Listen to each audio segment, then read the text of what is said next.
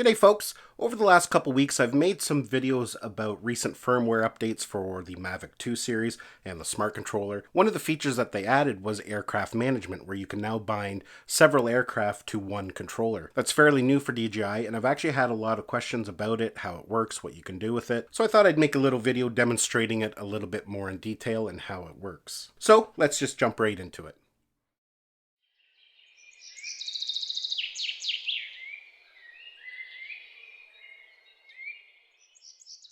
So right now in front of me here, as you can see, I have a Mavic 2 Pro and a Mavic 2 Zoom. Right now, the only aircraft that's bound to this remote is my Mavic 2 Pro. Let's fire things on here. Now I'm going to warn you, it will get a little noisy with the fans inside the drones running, but we'll just have to bear through that. You can see there, as soon as I turn the Mavic 2 Pro on, it connected to the remote right away. Let's go ahead and we will launch our DJI Go 4 app. So as you can see here, we are connected, and I can go ahead and start the propellers up.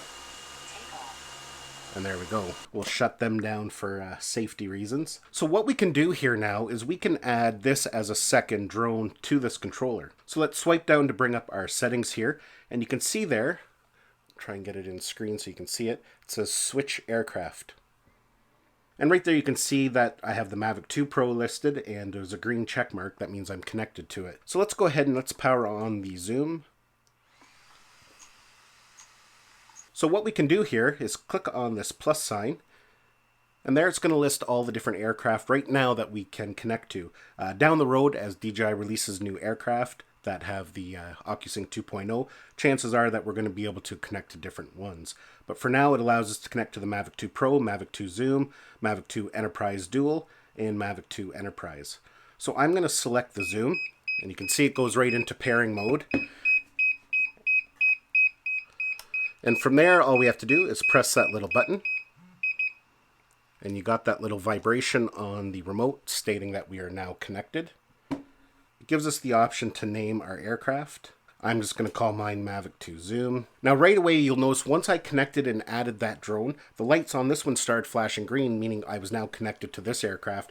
And this one, you can see the lights there are blinking yellow, that we disconnected right away. If I hit go fly, you can see now the feed is coming from that drone, and I can go ahead and start the propellers up.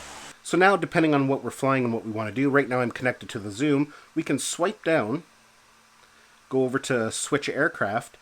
You can see there that I'm connected to the Mavic 2 Zoom, but I can now click on the Mavic 2 Pro. It's going to give us a warning that we're going to disconnect from the Zoom. We hit OK, and watch what happens here.